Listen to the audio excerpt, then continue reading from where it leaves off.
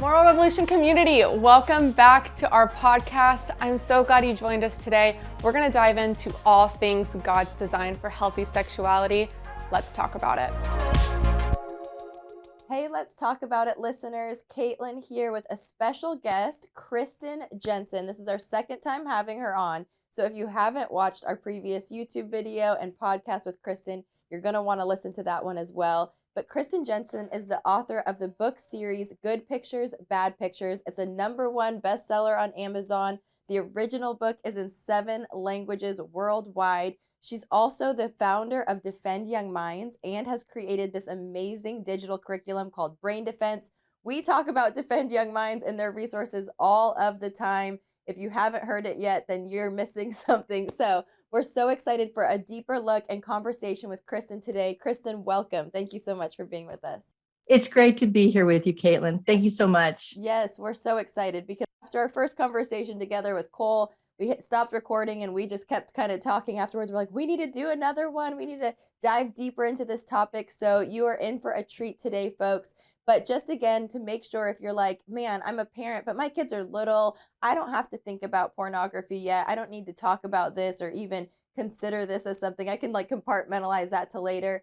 Her whole thing is no. Start now, start young, because though we might think that, we're protecting our children, we have safety measures at home, we don't know what they could be exposed to with friends or school. So this is a conversation for all parents of all ages. And her books, if you haven't seen them yet, grab them on Amazon. You can grab them on the link here in this video or in this podcast, however you're watching or listening today, because these are amazing resources for young children. Like I said, it's a follow-up conversation to what we had on just, Kristen, tell us what you think about, are parents aware of what their kids are seeing and experiencing online?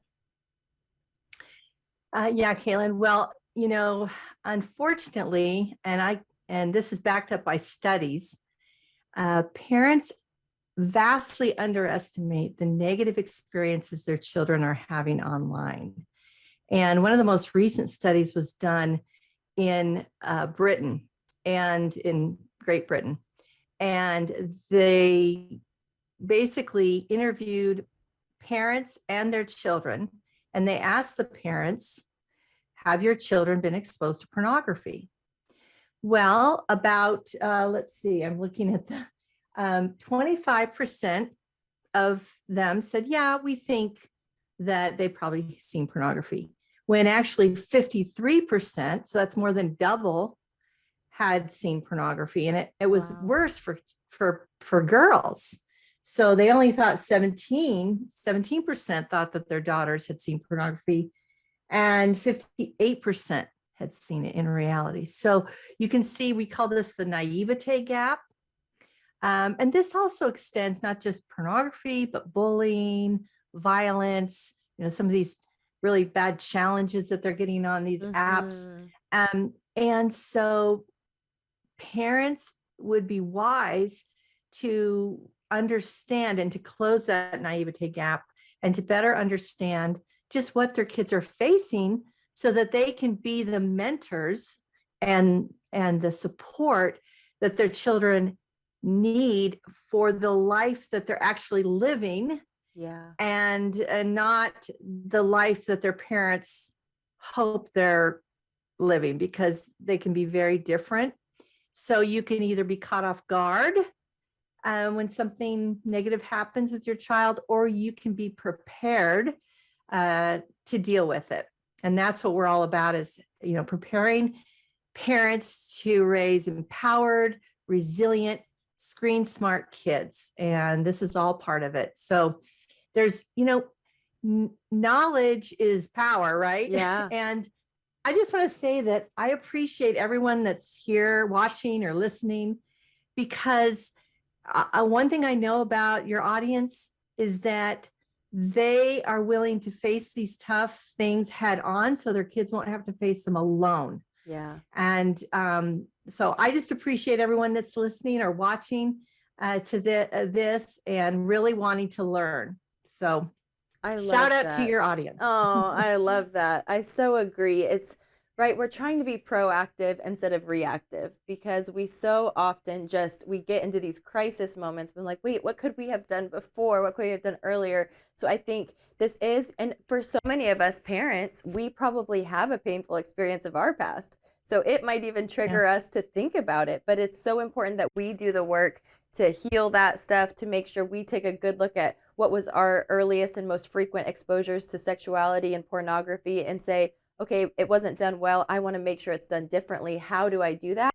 And yes, agreed. Those of you who are listening and watching, cheers to you for being here, being intentional, and saying, I want to do better for my children and to make sure that we're leading this next generation. Because, like I said before, it's not just your children, right? Like, I care about my kids' friends. Like, I know so many of my son's friends have been exposed already. And they're just these little boys that, they care about Nerf guns and hoverboards and video games. And I'm like, and to think that they've been exposed to this just violent, really what's a sexual assault to them.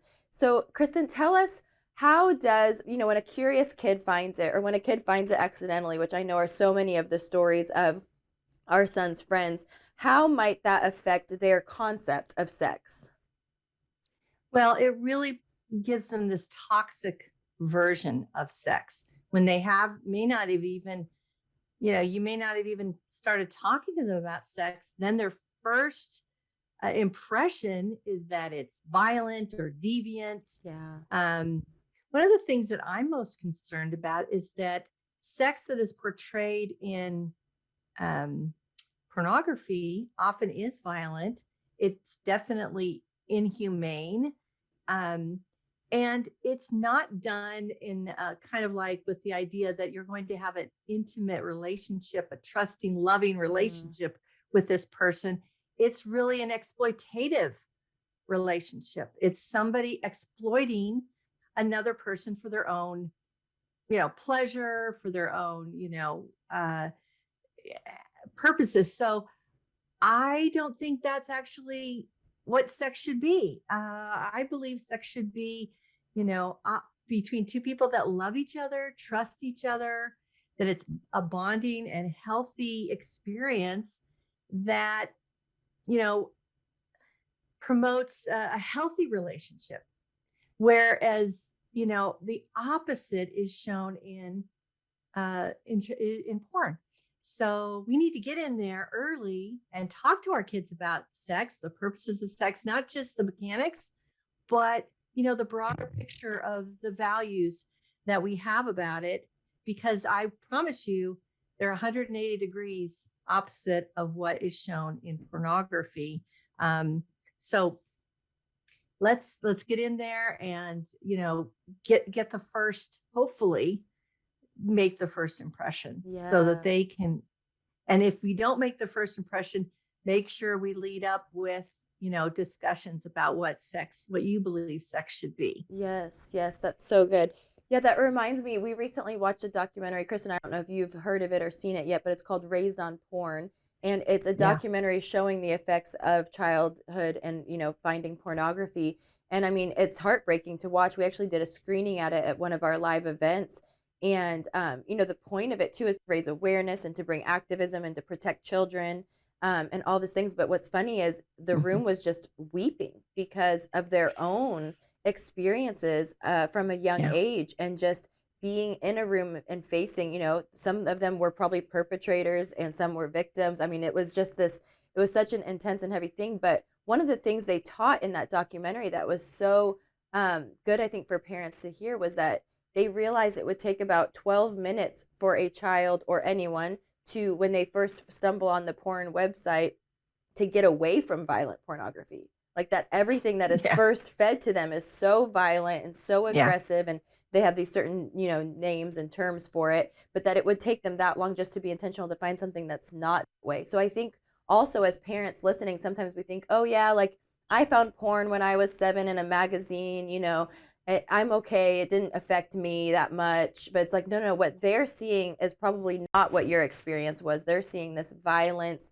and just exactly like what you said, not what we're trying to make sure to instill as that first mention of this is what sex is created for. This is the meaning and purpose behind Yeah. beautiful sexual intimacy and bonding. So that's so good. Right. Kristen, can a child become addicted to pornography, and how soon can this happen? Well, a child can become instantly curious, more curious, right? Mm-hmm. I've talked to some people who, once they saw it, they just felt compelled to, look for more nude, pictures, more, more pornography. So children who consume porn on a regular basis and then add in masturbation, that's like lighter fluid to the experience. And then if they start using that, because it is what they call a super normal, super stimulus, right? So it's not just looking at pictures like you're looking at pictures of the beach, you're looking at pictures of cute puppies, then you're looking at porn. Porn, really affects the brain on a completely different level. And so I would say that, I hesitate to want to label a child addicted, but if a child cannot stop watching and continues to go back and try searching for it, especially if they use pornography to distract them from harmful, from negative emotions, Mm-hmm. that's when addiction starts to kick in. And that can be with anything, really. Most people who are alcoholics used drinking to help them escape from a difficult situation or a difficult, feeling, a painful feeling. And that's kind of the process of how people can become addicted. I mean, there's a whole neurological process we could get into, but basically, children need to understand. And that's what we talk about in our original Good Pictures, Bad Pictures book is, the feeling brain and the thinking brain and how they work together and how an addiction is created. So I don't know how quickly a child, I mean, I've heard from people that said, once I saw it, I was hooked and I just felt compelled to keep going back. Others, kind of stumbled upon it maybe when they're younger, but then when the hormones started kicking in, they found it again. And then that's when they became, you know, more kind of consumed with watching it and looking at it. And again, once they learn about masturbation, which kids teach each other about this, once they learn about that, that just really propels the whole thing. So it's important for kids to be warned. So they are, they have a clue and they can protect themselves and defend themselves. If they're caught off guard, then their natural curiosity, you can't blame them really for looking at it. It's just a biological reality. And it can kind of get them, the sexual parts of their brain woken up. And once they wake up, it's very difficult to shut that down. Mm-hmm. Wow. Wow. Thank you. So, Kristen, what would be some next steps for a parent if they're just on that discovery journey of, we could even say the discovery journey of how to find out if their kids have been exposed to something negative? Maybe they don't even use the term pornography when they first talk to their child, but trying to put some feelers out there. And then what do they do if they're like, oh, wow, my children has been viewing pornography and could potentially be addicted because it's become a habit for them? Yeah. Well, first of all, you really need to take the time to be aware of what your kids are doing online, to have proper safeguards, and to realize that that digital world is much more open to predators and, negative experiences than their physical world. For a lot of parents, they feel like, well, my kid is physically safe. We live in a good neighborhood. We send them to a safe school, whatever. Even if you feel, and so parents tend to feel like, well, we're safe, but you have to be aware of what the child is doing online and where they're going online and the experiences they have. Now, the best way I believe to do this, and this is going to sound like duh, but it's communication, having regular talks. Some people do, Tech Talk Tuesday, whatever, but on a regular basis, talk about technology, the positive, the negative, Um, and you can even do this as a exercise, give them up into sticky notes, give them a timer and say, okay, in the next 5 minutes, I want you to write down all the good things about technology that, all the good things that you can, that it brings to our lives. And then another 5 minutes, give them a chance to write down on sticky notes all the negative things, put that up on a board or on the wall, and then talk about them. Discuss these things. Maybe you're going to take those things and say, you know what? All these negative things and the positive things, we're going to use these things for ongoing conversations. So next week, we're going to talk about, well, you can meet people that, are unsafe. We're going to have a talk about that. And we have articles on Defend Young Minds about all these things. So that could be a good way to really start to better understand what your child is doing online in their digital world. Because that's the thing is you can see the park, you can see the neighborhood, you can see their school. It's not so easy to see, especially if they're playing video games and they have earphones. Yep. And you can't hear what's going on. So we have to be particularly vigilant. And parents, I'll tell you, I would recommend that you look at your own lives and you start to eliminate extra stuff so that you can have time to do this. And for some parents, it's going to be tough. But I'm just saying, for this period of time, between the time they're 6, 7, 8, and the time that they leave the nest, so critical. And really to be focused on them is going to give them a leg up, in their future and help give them a healthy start and launch them into adulthood. Sometimes we get distracted ourselves and spend a lot of time doing things that, anyway, I've just realized in my own life, pared down things that I need to pare down so that I can focus more on my kids. Yeah. Now, what about, that's really good. What about the parents who, we need to have these conversations. We need to get in it with them. I love that idea of Tech Talk Tuesday. We always do Taco Tuesday. Yeah. So I'm like, we could pair Taco Tuesday and Tech Talk Tuesday. It could be a thing. We make sure we talk about at the dinner table. But then for the parent who might be like seeing red, right, where it's crisis, they even maybe came across and found, this is what my child is seeing. You're heartbroken. You're in pain.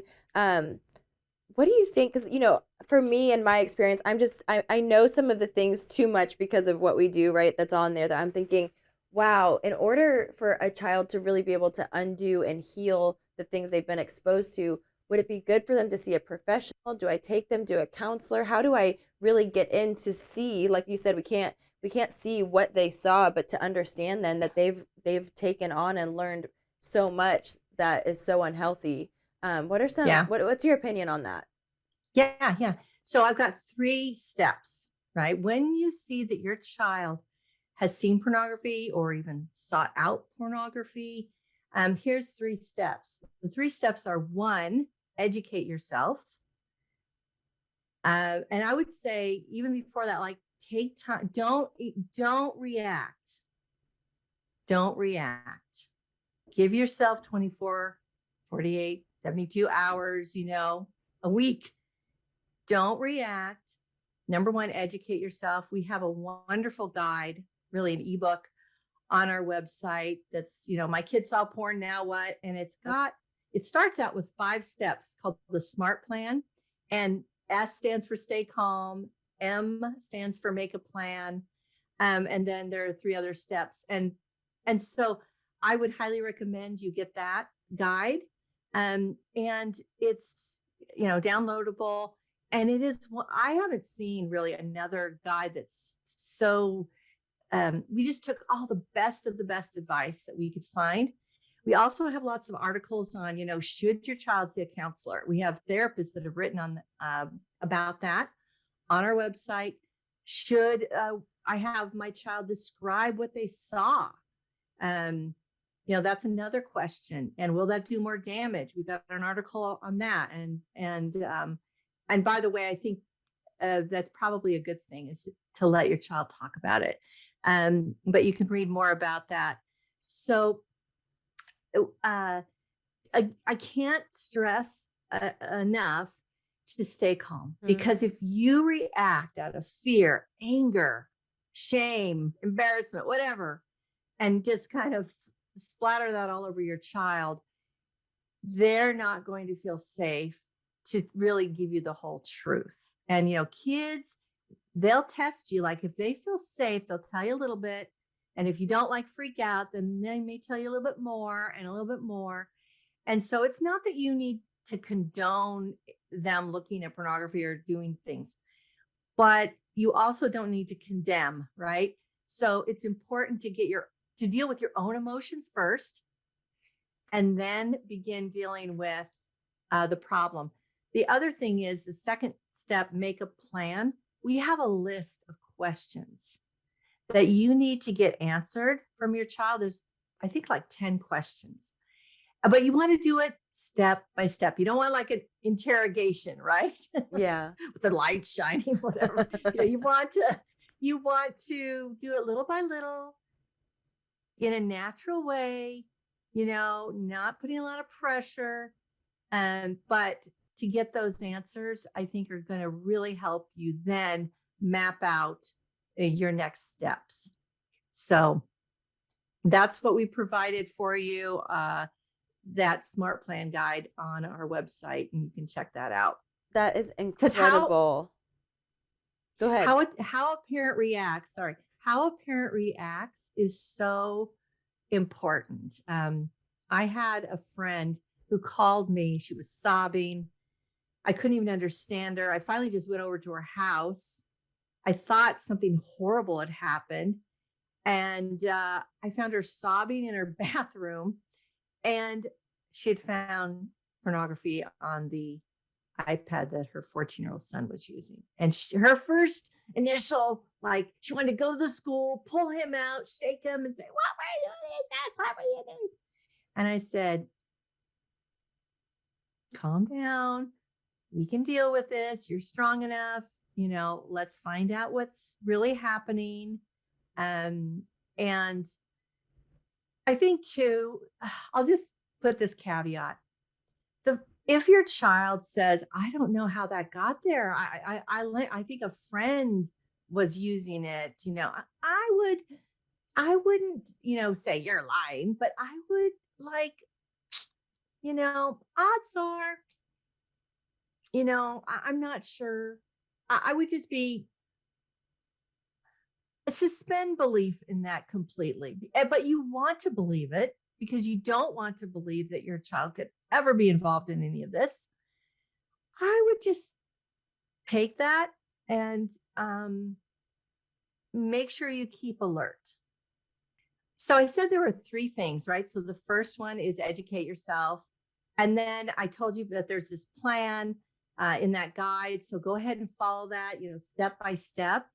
And then the third thing is keep current, right? Keep current by, reading articles and stay up to date. You're welcome to subscribe to Defend Young Minds. We will definitely just send you 1 email a week that has the updates. And then educate your child. Educate your child. And you mentioned brain defense, digital safety. That's a great tool, and the books. So educate yourself, then make that plan, follow that plan, keep yourself educated. And then I guess there's 4th step, which is educate your children so that they understand, the dangers of pornography. So many kids, it's so normalized. They just think that it's normal. And if everyone does it, how can it be really hurting? But our kids need to understand the truth so that they can defend themselves and protect themselves.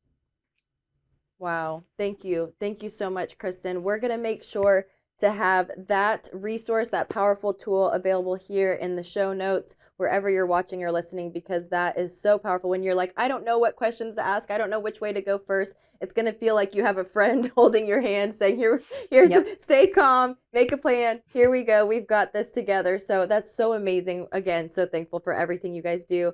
So shifting the conversation a bit, Kristen, because this is what you and I had talked about last time we met, of just like, wow, this is a reality that we're facing that nobody's really talking about. And we're so thankful that you're willing to go there. So will you tell us, Kristen, how does pornography make a child more vulnerable to that hands-on sexual abuse? Okay. Well, a child that is viewing pornography is more susceptible. And this is one reason why. Hands-on perpetrators use pornography. It's their best tool. They use pornography to desensitize a child to sex, to various sexual behaviors, to normalize it for the child. And so a child that has been warned, like, you shouldn't be looking at pornography and nobody should be showing it to you, they've already got a heads up, right? And I'll tell you a quick story. There was a family, they went over with their children to have dinner at a friend's house. And because of some remodeling, all the toys had been put down in the basement at the bottom of the stairs. So each child was allowed to go down and grab a toy. And her little 6-year-old went down, and he's there looking, trying to figure out which toy to get. And while he was there, the man who was renting an apartment in their basement came over, with the cell phone, showed him gay porn and said, "This is really fun. We could do this together." He started to groom this child. Wow. And this child recognized immediately that was pornography, because it involved, pictures of private parts. And he went up the stairs and was able to tell his mom. And I think that kind of cut that dinner short. But imagine, and I've had people tell me that reading good pictures, bad pictures to their children, to their child, has actually saved them from a hands-on perpetrator. So it's just common sense. When children are warned about pornography and know that no one should ever be showing them pornography, that they really have an extra layer of protection when it comes to hands-on perpetrators. Wow, so good.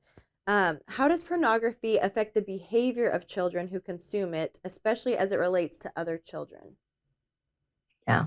So this may be the saddest part. And again, I just want to emphasize that, knowledge is power. And if you have more knowledge about the ill effects, the negative effects of pornography on children, you're just going to be that much more prepared to help your child.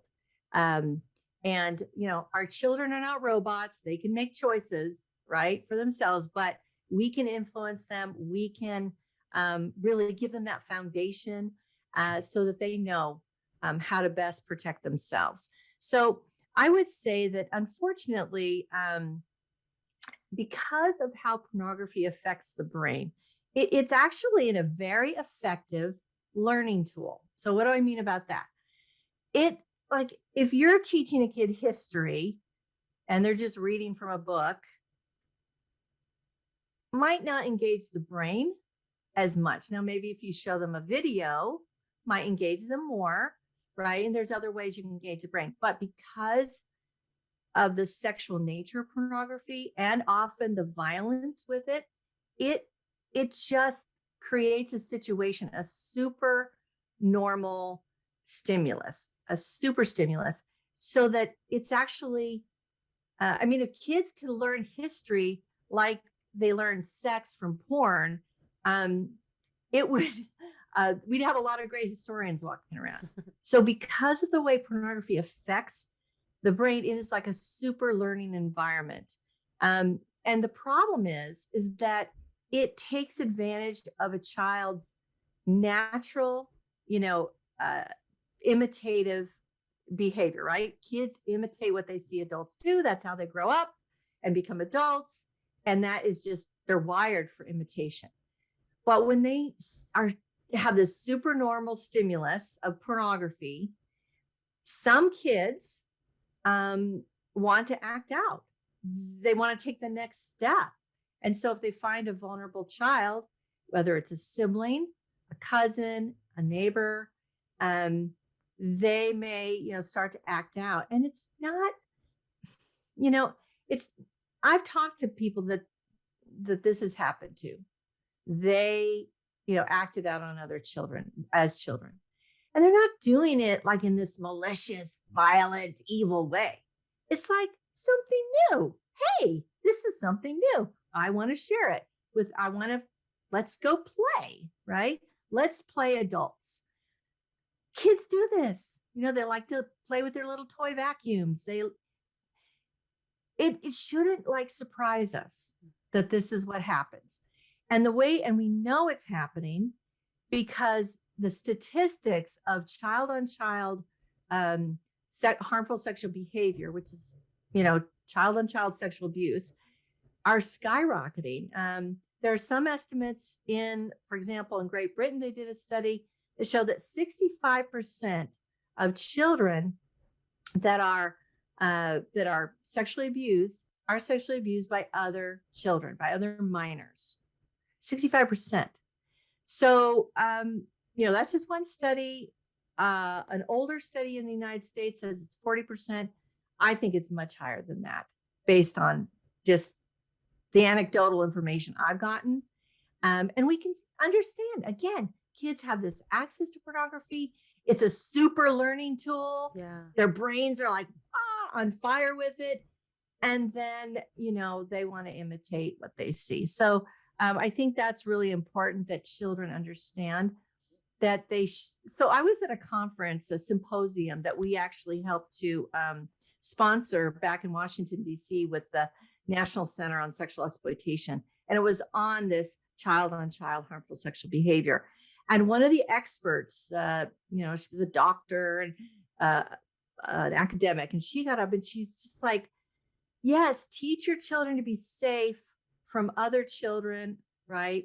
But teach your children to be a safe child, right? Not only do we now have to teach our children to beware of stranger danger or the sexual behavior of others, we need to teach our child to never be sexual with another child. And I think that that's just where we're at right now. And I think that's not something that is going to be, you can just, as you're talking to them about sex, just say, this is for a time and a place and a person according to your values, but never with another child. Never, ever, ever. And I think if you put that in there, I think that's really very important. Wow. Yeah. I love how you emphasized they're created, they imitate, that is what they're drawn to. They play house, Yeah. we play cars, we play grownups, they play, my kids always play family. And so to know wow, this is something if you've had somebody try to play this or imitate it, we shouldn't be shocked by that's their next step. So what if a parent finds out that their child has done this? If they find out, what, I think my child has acted out sexually on another child or maybe even a sibling, what should they do? Okay. So again, we have a series of 4 articles, well, several articles actually, but we have a series of 4 articles that were written by Robin Reber. So she works at Star Guides Wilderness Therapy, and they take in these kids that have acted out on other kids, and they provide an intense therapy for them. Hopefully your child won't need that, but it's good to learn what you should do because depending on the state that you live in, there are a lot of different laws regarding this.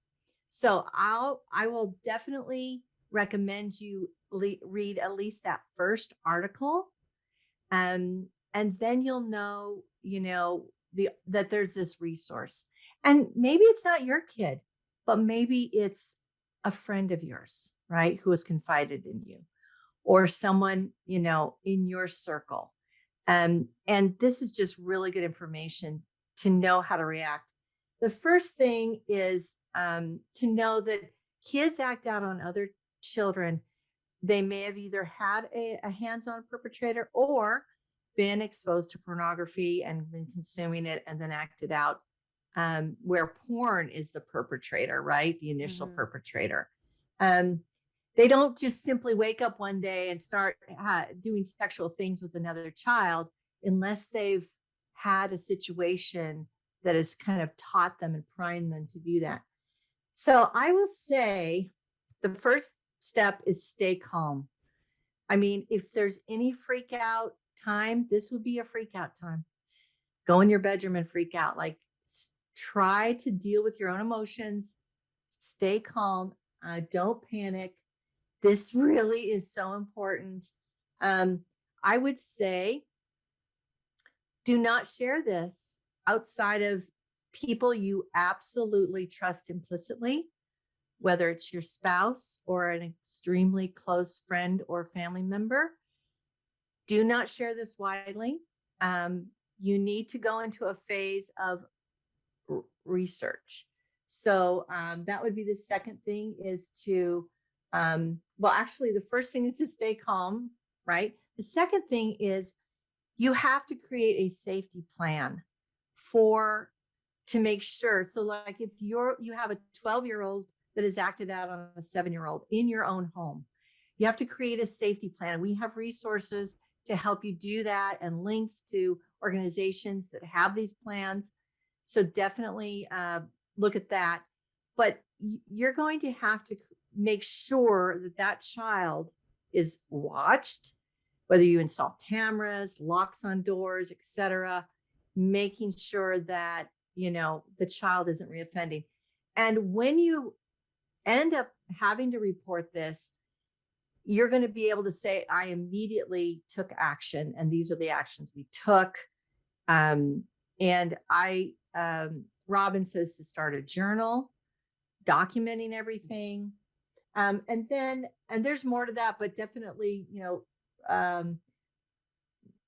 you can look at the article to get all that information. And then the other thing is, you need to start researching to find out how you can help this child. Now, depending on the state, there's going to be different resources. But again, in your research phase, I would say, if you're calling up agencies and whatever, to find out what services, to find out where you can get help for your child, keep what has happened to yourself, because research and reporting are two different phases. You will be reporting at some point, but the research phase is not that part. So just be a little savvy. Like I said, depending on the laws in your state, and it just is different. So I can't I'm giving kind of broad steps, but again, we have these resources. I guess the thing is, stay calm, do your research, keep your kids safe and other kids safe, and then move on. And like I said, we have these 4 articles that will walk you step by step, help you find the legal help you may need, and I'll tell you, we did this. Haven't seen a lot of people do things like this when it comes to pornography, because that pornography is leading to this. Yep. And this was just a labor of love, because this isn't something that is easy to talk about, but we want it out there so parents can find it, because it's a desperate situation. And if you're smart and if you know how to go about it, you can get the best outcome for your child. And I just want to assure you, children can do very well when they have proper treatment and when they have resources. It's usually the victim, they're both victims, okay? Yep. Both are victims. But the victim in the sense of who is, that received the sexual behavior, they're going to get more resources. It's going to be easier for those parents to find help for that child than it will be to find help for the perpetrator child. I hate to use those two words together, but that's just kind of the way it is right now. And I hope it's changing. And I think it is. We're starting to understand that both children are victims. We need to help both. Wow. But in one program in Oklahoma, they have actually a really pretty good. So if you're in Oklahoma and this happens to you, you're actually really lucky because there's a program where they put these kids through an 18-month weekly class with the parents, and they have like a 97% success rate. Wow. But those kids do not go back to reoffend. I will also say that most kids that are offending on other kids, they don't grow up to be pedophiles. That's a separate thing. They're just offending on other children because that's who they have access to. That's their, and so most of these kids do not grow up to be pedophiles. Develop that kind of fetish through pornography, and that's a separate thing. So just be assured that even if this happens to your child, there is hope, and children can be taught and learn. We'd love to be able to prevent all this, but we know that we can't in every situation. So we wanted to provide these resources for children and for their parents. Wow, Kristen, thank you so much. Thank you for being willing to go there. Like you said, this is not easy to talk about. It is a labor of love. Like, it feels like you're just like tiptoeing a bit because you're like, oh, this is so painful that we even have to discuss this and to go there. But it's very real. And the silence and lack of talking about it just leads to so much more pain, so much more destruction. So we're super thankful for you, your team that has just really pioneered this. And again, thank you for these articles. I know how it can feel where you're like, oh, I can only give you like little bits and pieces of where to go. So parents, please make sure that you just go educate yourself on these articles that they have. Again, we'll make sure to link them, but this is so powerful. I love what you shared about the safety plan. I think all of us, again, can go back to saying, let's be proactive there, right? Of just saying, what do we do to make sure our kids are safe in our homes with their friends and family members? And then also just being super transparent, knowing there's so many parents listening. This was your experience. I was first acted on by an older female cousin, and there wasn't any language. Our parents both found the situation and nothing was spoken of ever. And it's so detrimental. It causes so much confusion of like, what was that?